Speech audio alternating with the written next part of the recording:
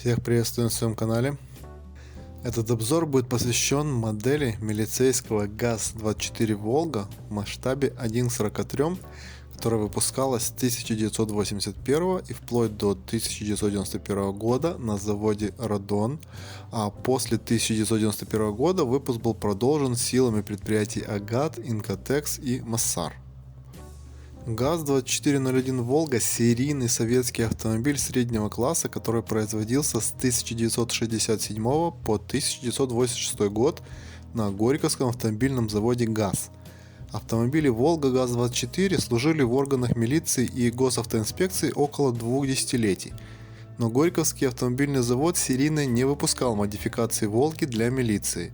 Ремонтные и транспортные предприятия системы МВД СССР и союзных республик устанавливали специальное оборудование и наносили опознавательные знаки своими силами.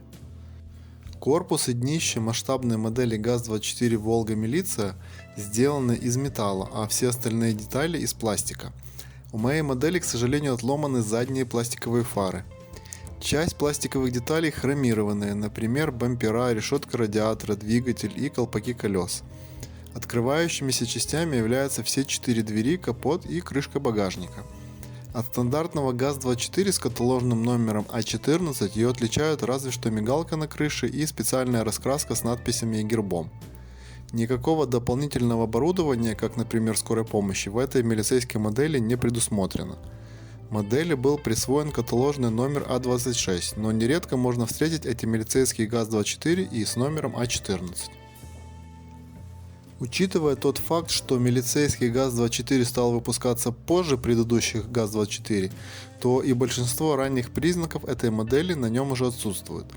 Первые модели начала 80-х годов на днище не имеют надписи Made in USSR, на крыше у них мигалка в форме капли, в багажнике запаска и нет пластикового пола. Двери крепятся за счет отверстий в днище, а шов на внешней стороне покрышек смещен к краю. Полосы и герб на самой первой модели наносились по некоторым данным декальные, а не тампованные, как впоследствии. Крышка воздушного фильтра под капотом выполнена хромированной деталью. Также в ранний период довольно часто встречается ГАЗ-24 милиция с номером А14 на днище. На границе 1982-83 годов на днище появляется дополнительная надпись Made in USSR и немного меняется шрифт. Примерно с 1986 года мигалка меняет свою форму и становится по форме как стакан с плоским верхом. Примерно в 1924-85 году, пока номер еще не пропал, за передним мостом появились ребра жесткости. В 1925-26 году шов на внешней стороне покрышек смещается к середине. Примерно в 1926-27 годах происходят более значительные изменения, на днище пропадает каталожный номер А26, с днища исчезают отверстия для крепления дверей. Сами двери начинают вставляться в отверстия пластикового салона, хотя попадается еще днище без номера, но еще с отверстиями.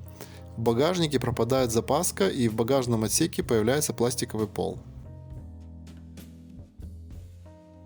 Деталь воздушного фильтра на модели устанавливалась уже не хромированная, а черная. Первые диски с цельным колпаком на Волгах начали ставиться с 1988-89 года. Форма мигалки на крыше изменяется и она становится более выпуклая. Также поздние модели приобрели еще одно отличие. Капот стал производиться с выступом кромкой на передней внутренней его части. Скорее всего, это было сделано для уменьшения щели между кузовом и капотом.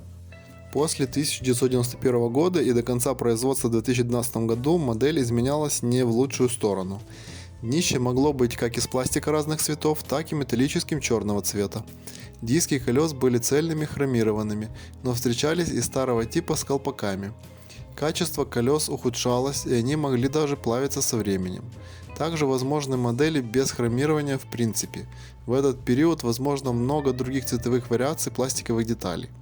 Корпус модели встречается и других цветов, например, белый или серый. Коробок на эту модель есть несколько вариантов, но они не были индивидуальными для милицейской Волги.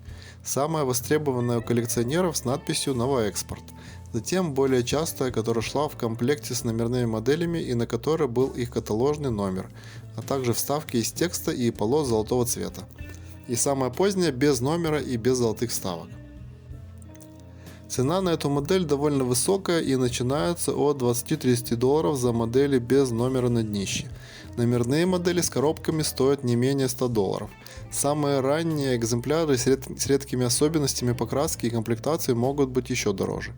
Наличие ранней коробки в хорошем состоянии прибавляет к цене минимум 50 долларов. Всем спасибо за просмотр этого видеообзора.